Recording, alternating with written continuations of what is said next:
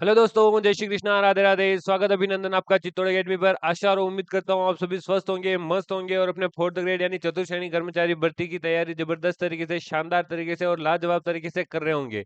तो साथियों, क्या आप भी कर रहे हैं फोर्थ ग्रेड या फिर फोर्थ ग्रेड के साथ साथ राजस्थान से जुड़ी अन्य भर्ती परीक्षा यानी पटवारी हो गया, वीडियो हो गया, या फिर साथ साथ आप कांस्टेबल ऐसे किसी भी भर्ती परीक्षा की तैयारी कर रहे हैं, तो आपके लिए लेकर आ चुका हूँ मैं मॉडल पेपर। यानी आज का मॉडल पेपर आपके लिए इंपॉर्टेंट रहने वाला है।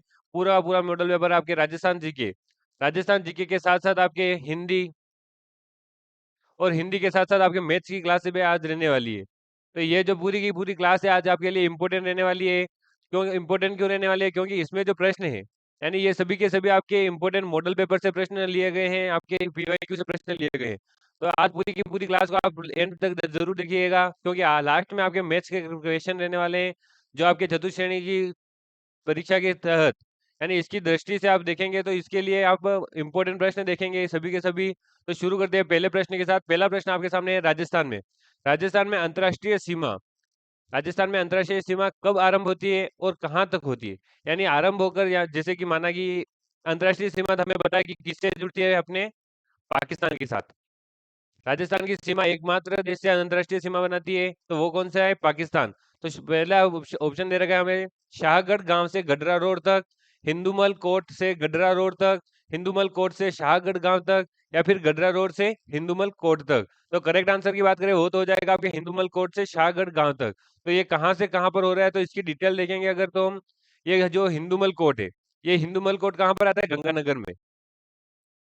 यानी जो हिंदूमल कोट, ये जो शहर है वो आपके आ जाएगा गंगानगर में, और शाहगढ़ गांव आ जाएगा बाड़मेर में। यानी कौन से जिले से शुरू होती है? गंगानगर से शुरू होकर बाड़मेर तक ये पूरी अंतर्राष्ट्रीय सीमा जाती है। और अपने राजस्थान के चार जिले कौन से हैं? अपने राजस्थान के चार जिले यहाँ अंतर्राष्ट्रीय सीमा पर स्थित है। तो चार जिले कौन से हो जाएंगे? पहला जिला तो हो जाएगा आपके गंगानगर, क्योंकि यहीं से शुरू हो रही है गंगानगर। गंगानगर से ये जाएगी बीकानेर, बीकानेर से होते हुए आगे कौन से जिले में जाएगी? जैसलमेर, और फिर बाड़मेर। जैसलमेर के बाद बाड़मेर। तो अगर बात करें यहाँ पर हम पाकिस्तान के जिलों की, तो पाकिस्तान के 9 जिले यहाँ पर शामिल है।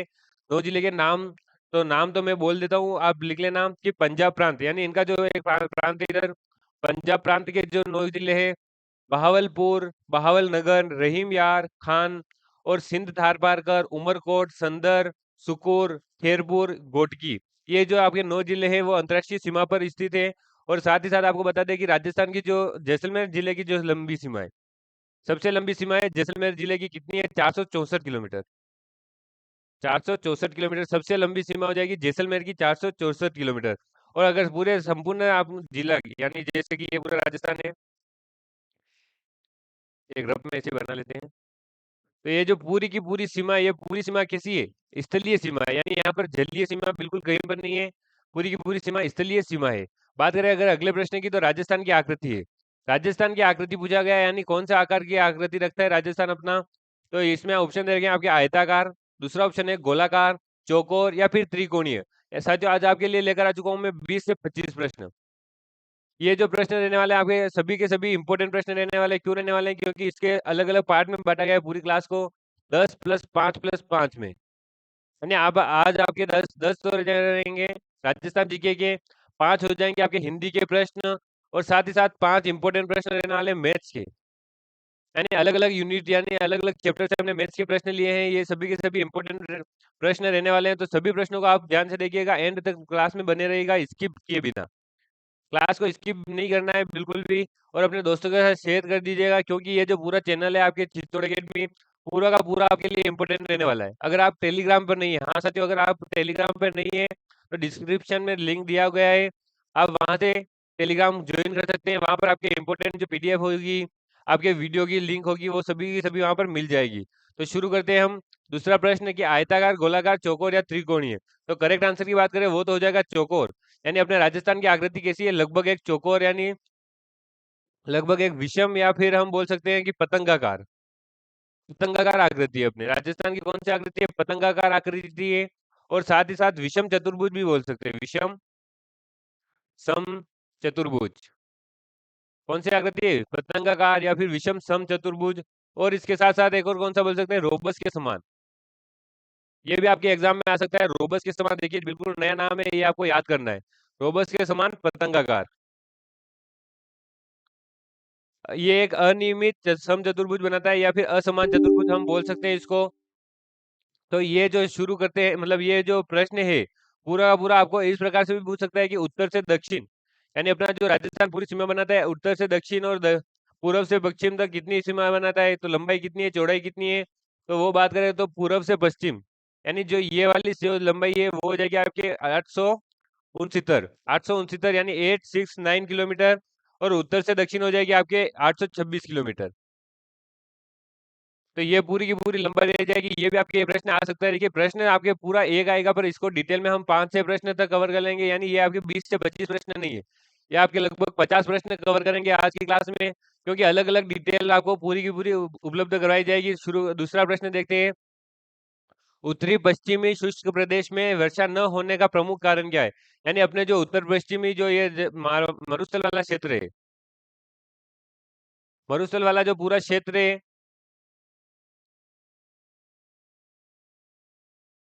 तो यहाँ पर वर्षा, ये जो इलाका है, ये जो एरिया है, यहाँ पर वर्षा नहीं होने का प्रमुख कारण क्या है? तो रेत के टीलों की बहुतायत, अत्यधिक गर्मी, धूल भरी आंधियां चलना, या फिर अरावली की वृष्टि छाया प्रदेश होना। तो यहाँ पर करेक्ट आंसर हो जाएगा अरावली की वृष्टि छाया प्रदेश होना। वो कैसे हो रहा है, तो देखिए समझेंगे हम कि ये जो अरावली पर्वतमाला है इस प्रकार से जा रही है हमारे राजस्थान के बीच से होकर, ये इधर गुजरात से खेड़ब्रह्मा से शुरू होता है, यहाँ पर अपने लास्ट तक जाती है। तो ये जो पूरी की पूरी अरावली पर्वतमाला है, तो ये वर्षा नहीं हो रहा है, यहाँ पर शुष्क प्रदेश क्यों रह रहा है, ये जो एरिया है, ये जो इलाका है, तो ये क्यों हो रहा है कि यहाँ से जो मानसून आता है, तो वो दक्षिण से आता है, दक्षिण पश्चिम से मानसून आता है। ये इधर से आता है हमारे अरब सागर का, अरब सागर का मानसून इधर से आता है, इधर से आता है आपके बंगाल की खाड़ी का, बंगाल की खाड़ी। तो ये इधर से जो मानसून आते हैं, ये सभी इस अरावली पर्वतमाला के कारण इस साइड नहीं जा सकते हैं। तो नहीं जाने का कारण इधर क्या होगा, वर्षा नहीं होगी, और वर्षा नहीं होने के कारण ये शुष्क प्रदेश बन जाएगा। और ये जो साथ के साथ मानसून जाता है आगे, यानी समांतर मानसून, तो इसकी भी हम आगे बात करेंगे। नेक्स्ट प्रश्न है आपके सामने, राजस्थान का कौन सा भौतिक अंचल प्राचीनतम है, यानी सबसे पुराना जो भौतिक अंचल है अपने राजस्थान का, वो कौन सा है? गग्गर का मैदानी अंचल, उत्तरी पूर्वी मैदान अंचल, अरावली पर्वतीय अंचल, या फिर थार मरुस्थल अंचल। तो करेक्ट आंसर हो जाएगा यहाँ पर अरावली। अरावली सबसे प्राचीन अपने राजस्थान की भौतिक एरिया है, यानी भौतिक क्षेत्र है सबसे प्राचीन। सबसे प्राचीन कौन सा हो जाएगा? अरावली पर्वतमाला। यह दुनिया की सबसे प्राचीन पर्वत श्रृंखलाओं में से एक है, विश्व की। तो यहाँ पर अगर बात करें हम बाकी आगे कैसे, जैसे कि अरावली पर्वतमाला के का बाद कौन बना होगा, यानी सबसे पहले बन गया अरावली। इसके बाद कौन बना, तो इसके बाद आ जाएगा आपके दक्षिणी पूर्वी पठार, दक्षिणी पूर्वी पठार। और इसके बाद में, तो इसके बाद में आ जाएगा, यानी दक्षिणी पूर्वी पठार के बाद आ जाएगा पूर्वी मैदान, पूर्वी मैदान। और इसके बाद में लास्ट में बना था आपके थार का मरुस्थल, यानी सबसे नया नवीनतम मरुस्थल है अपने पूरे विश्व में, ये थार का मरुस्थल। ये कौन से युग में बने, यानी अरावली बना आपके प्री कैम्बियन, प्री कैम्बियन युग में। दक्षिणी पूर्वी पठार बना था आपके क्रिटेशियस युग में, क्रिटेशियस युग। पूर्वी मैदान आ जाएगा आपके प्लिस्टोमीन प्रारंभिक युग, यानी जो ये प्लिस्टोसीन आए इसका प्रारंभिक युग में। और यही उत्तर में थार का मरुस्थल, इसके उत्तर में। नेक्स्ट प्रश्न की बात करें, गतिशील रेत के टीलों को राजस्थानी की स्थानीय भाषा में क्या कहते हैं? तो ढोर, रोहिड़ा, खेजड़ी, या दरियन। तो करेक्ट आंसर हो जाएगा दरियन, यानी यहाँ पर रेत के टीलों को हम क्या कहते हैं? दरियन कहते हैं। दरियन के साथ साथ क्या बोलते हैं? दोरे, दरियन या दोरे भी बोल सकते हैं हम। तो यहाँ पर क्या आ जाएगा? दरियन।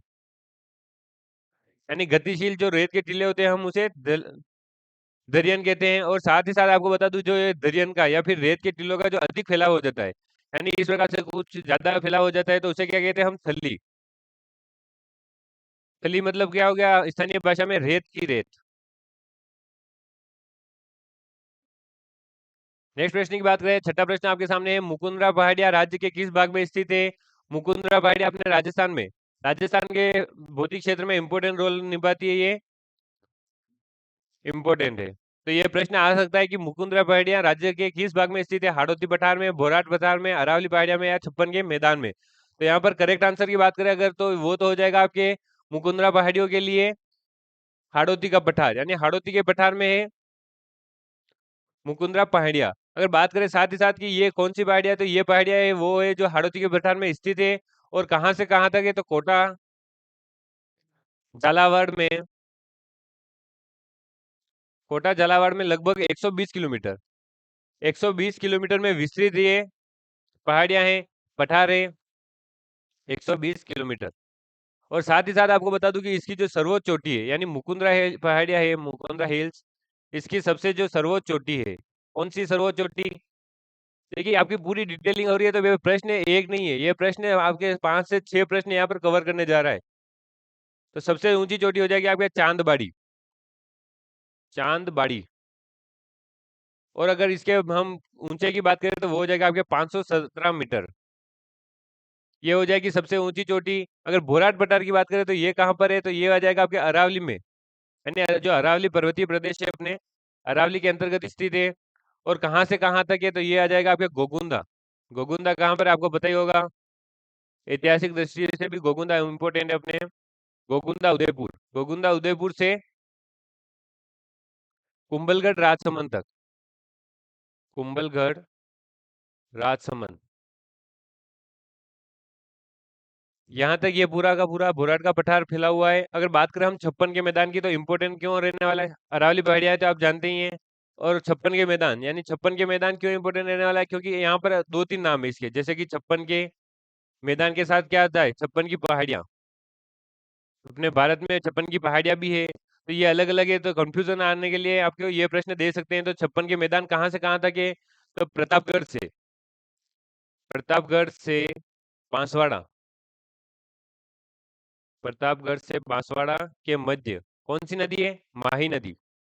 माही नदी के जो किनारे पर स्थित है 56 गांवों का, यानी यहाँ पर 56 गांव है, उन गांवों के नदी नालों का जो समूह है, नदी नालों के समूह से बना ये 56 का मैदान है।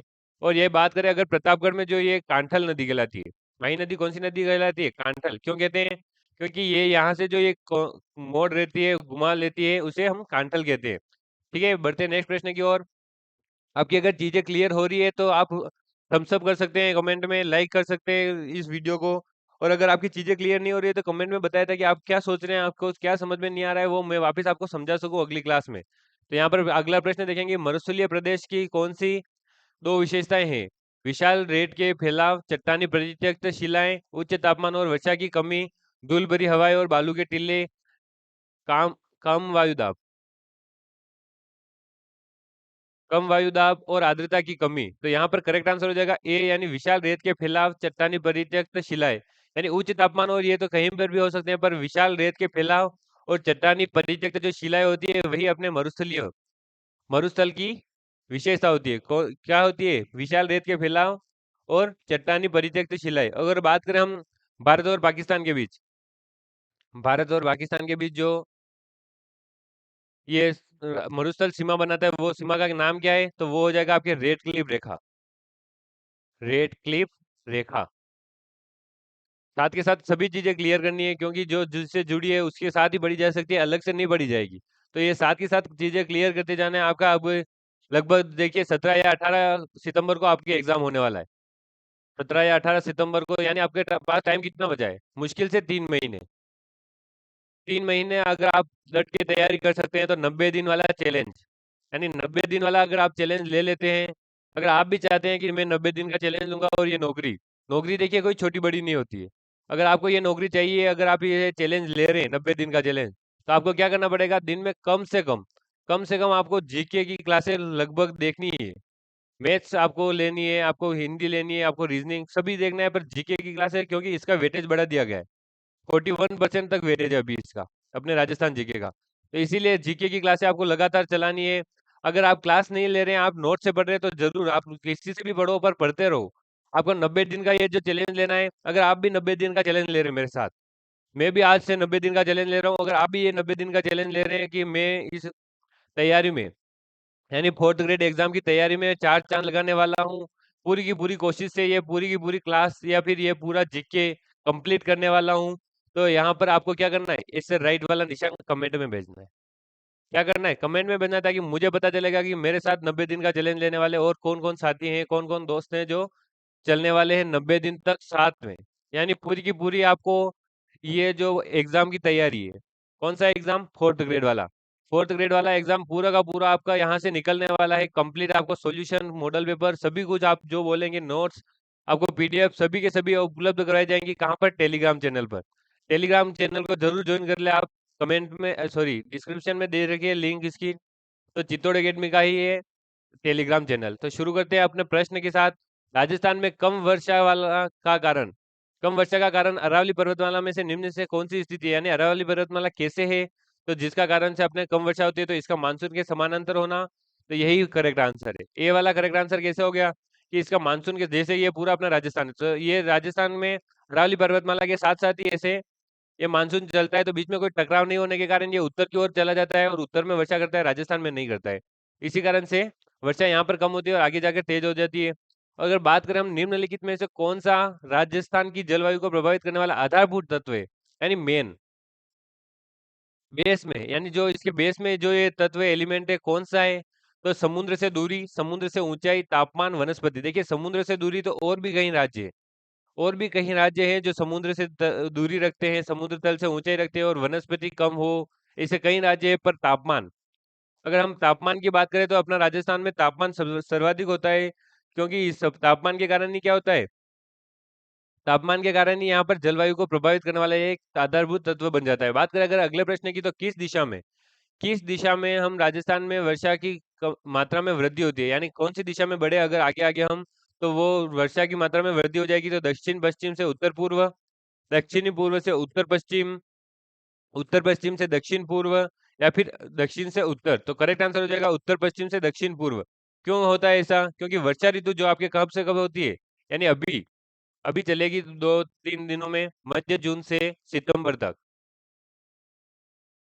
आपके वर्षा ऋतु का टाइम भी पूछ सकता है कि कब से कब होता है। तो ये हो गया आपके वर्षा ऋतु, मध्य जून से सितंबर तक। और इसमें अगर बात करें हम राजस्थान की, तो राजस्थान में आपके दो शाखाएं आती है, अरब सागरीय, अरब सागरीय शाखा, और साथ ही साथ आपके बंगाल की खाड़ी शाखा, बंगाल की खाड़ी की शाखा। तो ये दोनों, जैसे कि ये अपना पूरा राजस्थान है,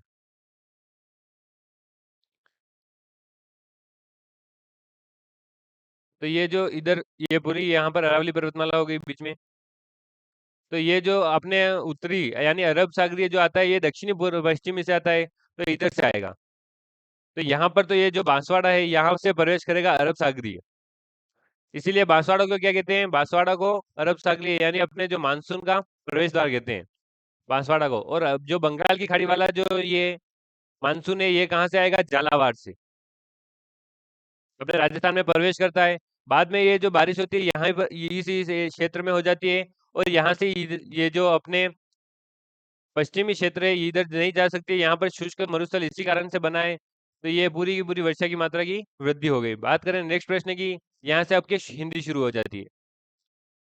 राजस्थान जीके के आपके 10 प्रश्न कंप्लीट हो गए। अब हिंदी के 5 प्रश्न आएंगे, बाद में आपके मैथ्स के 5 प्रश्न आएंगे। पूरी की पूरी क्लास आपको पूरी की पूरी जोड़कर देखनी है, एक भी प्रश्न आपको स्किप नहीं करना है, क्योंकि हिंदी के जो प्रश्न लेकर आया हूँ वो भी आपने कभी नहीं सुने होंगे, ऐसे प्रश्न लेकर आया हूँ। आपके देखिए, ये जैसे ये प्रश्न ही देख लीजिए, सी गुफा का पर्यायवाची, सी गुफा, बहुत सारे जनों ने सुना होगा पर बहुत सारे जनों ने नहीं भी सुना होगा। तो प्रश्न के साथ शुरू होते हैं। सी गुफा, शी गुफा आपके का पर्यायवाची पूछा गया है, कोपल, कलिका, फूल, या फिर सुरभि। तो करेक्ट आंसर हो जाएगा यहाँ पर कलिका। यानी शी गुफा क्या होता है, जो खिला हुआ, बिना खिला हुआ बाग होता है, पुष्प का बिना खिला हुआ बाग। तो इसे हम कलिका भी बोल सकते हैं, इसको हम कोरक बोल सकते हैं। इसका दूसरा पर्यायवाची क्या हो जाएगा, कोरक। साथ ही साथ हम इसको घूंचा भी बोल सकते हैं। क्या बोल सकते हैं, घूंचा। और अगर कोपल की बात करें, तो कोपल क्या होता है, कोपल होता है आपके, जैसे इसका पर्यायवाची की बात करें तो किसलय, नवपल्लव और प्ररोह। तो नवपल्लव और किसलय, प्ररोह, कोपल, इनका मतलब क्या होता है, तो जो नई पत्ती आती है, नई पत्ती का जो बिल्कुल नया नया जो बाग होता है, वही आपके कोपल कहलाता है। बात करें अगर फूल की, तो इसके नाम तो सभी जानते होंगे, ये बिल्कुल सामान्य, नॉर्मल, बेसिक है, आधारभूत है। तो शुरू करते हैं अगर इसका नाम के पर्यायवाची के साथ, तो पुष्प। पहला आ जाएगा आपके पुष्प, दूसरा आ जाएगा आपके पुहुप, ये बिल्कुल नया है, देखिए पुहुप। बाद में आ जाएगा आपके प्रसून, कुसुम, सुमन। देखिए पुष्प के बहुत सारे नाम है पर्यायवाची। पुष्प, पुहुप, प्रसून, कुसुम, सुमन। और साथ ही साथ सुरभि की बात करें तो सुरभि का मतलब हो जाता है खुशबू, सुगंध, सौरभ इत्यादि, ये इसके पर्यायवाची हो जाएंगे। बात करें अगर नेक्स्ट प्रश्न की, तो अनिवार्य का विलोम शब्द पूछा गया है। यानी अनिवार्य, जैसे अभी आपके अगर एग्जाम्पल के साथ समझे तो हम आरबीएससी, आरबीएससी की अभी जो 8वीं है वो बोर्ड आपके अनिवार्य अभी, या फिर हम 10वीं की बात कर लेते हैं, 10वीं बोर्ड अभी अनिवार्य है। ठीक है, तो पहले ये जो जब 8वीं बोर्ड शुरू हुई थी, आज से लगभग 10-15 साल पहले, तब ये अनिवार्य नहीं थी, ऐच्छिक थी। बोर्ड ऐच्छिक थी, यानी इसका मतलब क्या हो गया, यानी अभी हम जो 10वीं पढ़ के निकलेगा उसको बोर्ड देनी अनिवार्य है। और अगर उस समय जो बोर्ड देता था 8वीं की, तो उसे ऐच्छिक, यानी उसकी मर्जी हो तो दो, मर्जी नहीं हो तो मत दो। तो इस प्रकार से वो ऐच्छिक हो जाएगी। तो यहाँ पर इसका तो विलोम शब्द क्या हो गया, सी वाला, यानी ऐच्छिक। और अगर बात करें हम स्वेच्छा की, तो स्वेच्छा का अर्थ क्या हो जाएगा, यानी स्वयं की इच्छा से, स्वयं की इच्छा, यानी अपनी खुद की इच्छा है, अपनी मर्जी। आवश्यक, आवश्यक तो आपको पता ही चल गया होगा कि कोई चीज आवश्यक है, अनावश्यक है, इसका विलोम शब्द हो जाएगा अनावश्यक। ऐच्छिक हमने समझ लिया है, पृष्ठांकित यानी पृष्ठ के ऊपर अंकित होता है वो। नेक्स्ट प्रश्न की बात करें, अनुराग का विलोम। अनुराग का विलोम क्या होता है, अनुराग का मतलब समझ लेते हैं पहले। किसी व्यक्ति या वस्तु के प्रति, किसी व्यक्ति अथवा वस्तु के प्रति आसक्ति, किसी व्यक्ति या वस्तु के प्रति जो आसक्ति होती है उसे अनुराग कहते हैं। तो इसका उल्टा क्या हो जाएगा, आसक्ति का त्याग होना। इसका विलोम क्या हो जाएगा, आसक्ति का त्याग, विलोम। तो इसका मतलब कौन सा निकल रहा है, तो बी वाला, यानी विराग। वियोग का मतलब क्या होता है, वियोग का मतलब अगर हम अपने साधारण भाषा में समझे तो बिछुड़ना या बिछड़ना, किसी से अलग होना वियोग कहलाता है। विराग का मतलब आपको समझ में आ गया है कि आसक्ति का त्याग करना। तो फिर वितरागी का मतलब क्या होगा, तो जो ये आसक्ति को जो त्याग कर रहा है, तो आसक्ति को त्याग करने वाला, आसक्ति को त्याग करने वाला आपका वितरागी कहलाता है। अरा का कोई शब्द मतलब नहीं होता है। नेक्स्ट प्रश्न देखिए, नख शब्द का प्रतिलोम, यानी प्रतिलोम आ जाए, विलोम आ जाए, वो का वही आपके विपरीत आ जाए, उल्टा आ जाए। तो नख शब्द का विपरीत कौन सा हो जाएगा, चोरी, शीख, चूड़ा, या फिर केशपाश। तो अगर यहाँ पर हम सीधे बात अगर शब्दों में बात करें, तो नख का मतलब क्या हो गया, आपके नाखून। जो मतलब जैसे पूरा आदमी का ये पूरा शरीर होता है, तो यहाँ जो पैर में नाखून होते हैं, और वहां से लेकर ऊपर, यानी ऊपर क्या हो सकता है, सिर के जो पश्च भाग में होता है शिखा, शिक या शिखा बोल सकते हैं हम इसे। तो वो चोटी, यानी अपने जो नाखून से लेकर चोटी, इसका उल्टा क्या हो गया, तो शिक यहाँ पर बिल्कुल राइट आंसर हो गया। अगर इसको हम सीधा शब्दों में बात करें, तो या ऊपर नीचे, ऊपर नीचे इसके विलोम शब्द का मतलब हो गया। नेक्स्ट प्रश्न की बात करें, ये देखिए गणित शुरू हो गई आपकी, आपके यहाँ से मैथ शुरू होती है। देखिए अब पूरी स्क्रीन पे नहीं आ रहा है, थोड़ा छोटा कर देते हैं इसको। क्या आपको पूरी तरह से दिख रहा है, बहुत ज्यादा छोटा हो गया।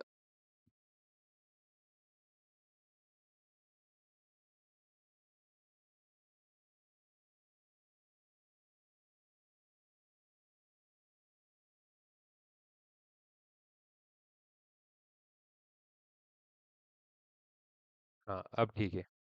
तो पहला प्रश्न है अपना मैथ्स का, कौन सा है, 3 खेतों में, 3 खेतों का क्षेत्रफल दे रखा है हमें, 165 वर्ग मीटर, 195 वर्ग मीटर और 285 वर्ग मीटर। तो इन्हें बराबर के नाप में अगर फूलों की आयताकार क्यारियां बनानी है, आयताकार क्यारियां बनानी है, मतलब आयत का क्षेत्रफल क्या हो जाएगा, आपके लंबाई इंटू चौड़ाई। देखिए नाम आए आयत तो या फिर वर्ग, तो उसका सूत्र साथ के साथ लिखना है, ताकि आपको समझ में आ जाए, आगे कोई कंफ्यूजन ना हो। अगर यहाँ पर बात करें हम, यदि प्रत्येक क्यारी की चौड़ाई, चौड़ाई ये पहले से दे रखा है कि 3 मीटर है, तो प्रत्येक क्यारी की लंबाई, क्यारी नहीं क्यारी, प्रत्येक क्यारी की लंबाई कितनी है, यानी हमने चौड़ाई दे रखी है इसने। ठीक है, चौड़ाई दे रखी है, और अगर सबके क्षेत्रफल दे रखा है, तो हमें क्षेत्रफल निकालने के लिए क्या करना पड़ेगा, सबसे पहले इनका महसब, यानी महत्तम समापवर्तन निकालना होगा। क्या करना पड़ेगा, महत्तम समापवर्तन निकालेंगे। तो उसके लिए हमें सबसे पहले क्या करना पड़ेगा, ये जो तीनों क्षेत्रफल दे रखे हैं, इनका एचसीएफ निकाल लेते हैं हम। तो वैसे तो इसका वैसे निकाल ही लेते हैं पहले से। देखिए 165 में किसका भाग जाएगा? 2 का तो नहीं जा रहा है क्योंकि पीछे 3 आ रहा है, 5 आ रहा है, तो यहाँ पर 3 का भाग लगाएंगे हम। 3 का कितनी बार जा रहा है? 5, फिर से 5, फिर वापिस 5 का भाग देंगे तो 11, और 11 और 1, तो यहाँ पर क्या आ गया? 3 × 5 × 11, तो ये तो आ गया 165 का। 195 की बात करें तो इसमें भी आपके 3 का भाग जा रहा है क्या? देख लेते हैं एक बार। 3, 15, 5, 4 इसको दिए तो 45, 1, 5, वापिस 5 का देंगे तो 1 और 3 यानी 13, तो 1, और यहाँ पर आ गया 3 × 5 × 13। अगर बात करें हम 285 की, तो 285 में वापस से हम वापस भाग लगाएंगे। वापस 2 का नहीं जा रहा है, 3 का ही लगाएंगे। 3 का जाएगा 9 बार, 27, 1 इसको देगा 5, फिर किसका जा रहा है? 3, 3 का जा रहा है, नहीं जा रहा है, 5 का जा रहा है, तो 1 बार, 4 इसको दिए 45, 9, 19, 1, तो इसका क्या आ गया? 3 × 5 × 19, तो यहाँ पर कॉमन क्या रहा है? 19, 13 और 11 बाहर निकल रहा है। 3 × 5 यहाँ पर भी है, 3 × 5 यहाँ पे भी है, और 3 × 5 यहाँ पर भी है, तो इसका मतलब क्या हो गया? HCF यहाँ पर आ गया 3 × 5, तो मतलब 15। तो इसका क्षेत्रफल कितना निकल गया अपने पास? 15, यानी L × B आ जाएगा आपके पास 15। तो L × B करने के लिए L × B बराबर 15, ये तो आपका क्षेत्रफल आ गया। और हमें ज्ञात करनी है लंबाई, तो लंबाई के लिए हम क्या करेंगे? L × B दे रखा है हमें चौड़ाई, तो चौड़ाई कितनी आ रही है इसकी? चौड़ाई नहीं है हमारे, चौड़ाई है हमारे पास, तो 3 और बराबर 15, तो L बराबर 15/3। 15/3 किया, कितनी बार गया? 5 बार, तो L बराबर 5, यानी लंबाई आ गई अपने 5 मीटर। ऑप्शन नंबर सी बिल्कुल करेक्ट आंसर हो गया। इस प्रकार से ये पूरा का पूरा सोल्व हो गया। नेक्स्ट प्रश्न की बात करें, 40 लड़कों के एक समूह में, देखिए औसत बार वाला, औसत का आपके जो एवरेज वाला जो प्रश्न होता है, बिल्कुल आपके सरल आता है पर आपको कंफ्यूज कर सकता है, इसलिए ये प्रश्न थोड़े कठिन लगते हैं। बाकी ये कोई सरल प्रश्न है, आपके कोई कठिन प्रश्न में नहीं आता है। यहाँ पर बात करें अगर प्रश्न की, तो 40 लड़कों के एक समूह में औसत भार की अगर गणना की गई तो 80 किलोग्राम आया। मतलब 40 लड़कों के समूह में एक का वजन कितना आया? 80, औसत निकाला। तो बाद में ज्ञात हुआ कि एक लड़के में 87 किलोग्राम की स्थान पर 78, यानी 8-7 की जगह 7-8 बढ़ लिया गया, यानी कम बढ़ लिया गया। तो सही औसत भार कितना होगा? तो हमने पहले बता दिया कि यहाँ पर कि 40 और 40 लड़कों का 80 आया, तो टोटल कितना आ जाएगा? 40 × 80 कर देंगे हम, 3200, यानी 3200 आ जाएगा। अगर हम इसमें अब क्या करेंगे? 3200 प्लस क्या कर दिया था हमने? 87,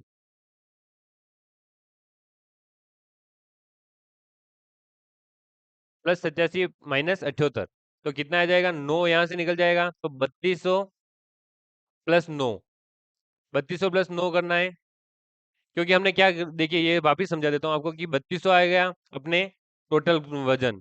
अगर साथ में हम बात करें कि यहाँ पर 87 किलोग्राम था और बढ़ लिया गया 78, तो 78 माइनस कर लेंगे यहाँ से और 87 को जोड़ लेंगे, तो टोटल इनमें से 9 का डिफरेंस आ जाएगा, और फिर इनमें हम 9 जोड़ लेंगे। 3200 में 9 जोड़ेंगे तो 3209, तो 3209 में क्या करना है? अपने को 40 का भाग देना है, क्योंकि कितने लड़के हैं? 40, तो 40 का भाग देने पर आपके आ जाएगा, देखिए टोटल अगर हम निकालेंगे तो 40 का भाग देने पर आ जाएगा 80.22। आप कॉपी में करते रहिए साथ के साथ आपको, वरना मैथ्स तो लिखने के बिना आपको समझ में आने वाली है ही नहीं। कॉपी और पेन आपको लेकर बैठना है। मैथ्स की अगर क्लास हो रही है, अगर आपके कोई सी भी हो रही हो, पर मैथ्स की क्लास हो रही है तो कॉपी पेन, क्योंकि अगर आपको ये देखने में भी समझ में आ रहा होगा पर कॉपी पेन लिखेंगे तो आपको बिल्कुल आपके दिमाग में आपके माइंड में सेट हो जाएगा ये पूरी तरह। अगर बात करें अगर अगले प्रश्न की, तो नेक्स्ट प्रश्न है आपके सामने 18वां। ये प्रश्न क्या बोल रहा है कि एक चुनाव में, देखिए ये जो लैंग्वेज है, चुनाव, उम्मीदवार, ये वाली आपके RS लेवल की है। RS में पूछा गया प्रश्न है ये वाला आपके, मैंने यहाँ से उठाया कि एक चुनाव में 2 उम्मीदवार थे, एक उम्मीदवार आपके 30% मत लेकर 16,000 मतों से हार गया, तो कुल कितने मत पड़े? देखिए इसके दो तरीके बताऊंगा आपको। पहला तरीका कौन सा है कि एक्स का 70%, यानी जो जीता उसका 70%, और जो हारा उसका कितना आया? 30% बोल रहा है ये कि 30% में तो उसने लिया, तो एक्स का 30% बराबर कितना आया? मतलब बच्चे जो वोट कितने? 16,000।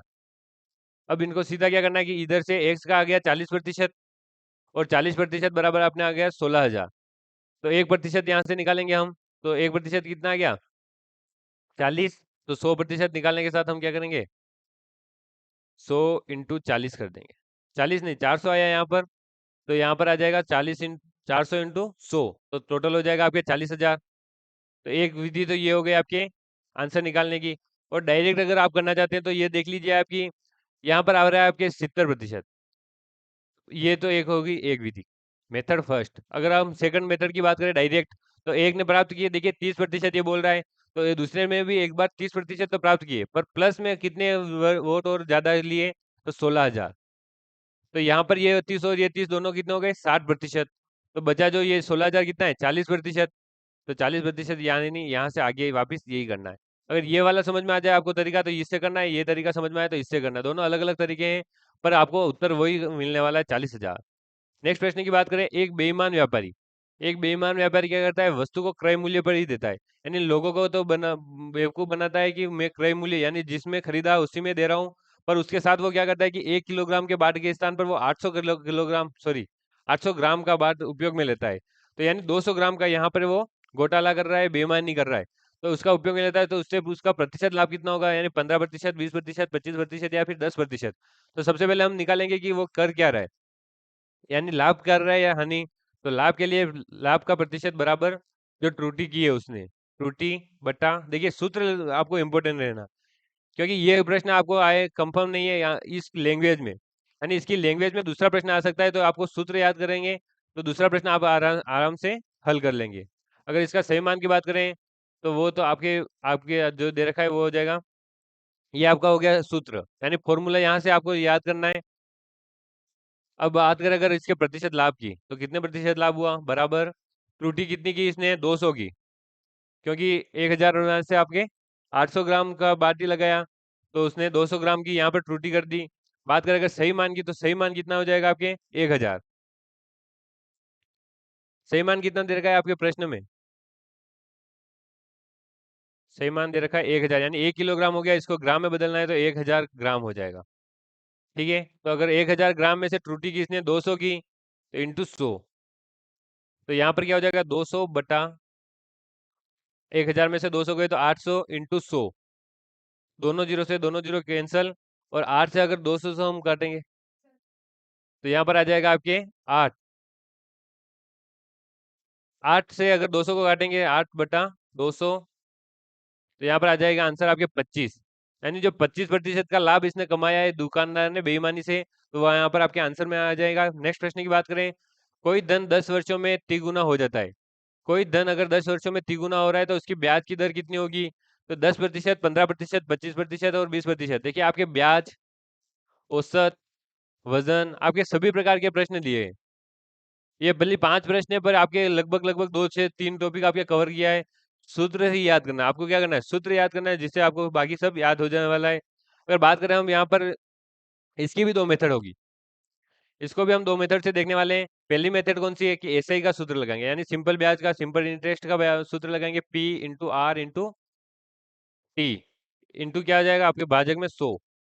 तो यहाँ पर हम देखेंगे कि अगर ये बोल रहा है कि 3 वर्षों में वो धन तिगुना हो रहा है, तो अगर धन तिगुना हो रहा है यानी मूलधन के साथ, तो वो ब्याज कितना हो जाएगा, ब्याज होगा 2 गुना, क्योंकि देखिए 1 गुना तो आपका हो जाएगा मूलधन, यानी 3 गुना बोल रहे हैं ना ये, तो यहाँ पर 3 गुना यानी 3x, तो यहाँ पर इनमें से एक तो आपका हो जाएगा ब्याज, सॉरी मूलधन, तो वो तो बाहर निकालेंगे, ब्याज कितना आया 2 गुना, तो 2 गुना बराबर P × R × T, टी कितना है अपने पास 10, तो 10/100, एक जीरो से एक जीरो कैंसल, तो यहाँ पर 2P बराबर PR/10, P से P कैंसिल हो जाएगा, 10 ये 2 से गुणा हो जाएगा, यानी R बराबर 20, तो 20% की दर आ गई, यानी ऑप्शन नंबर डी बिल्कुल करेक्ट हो गया।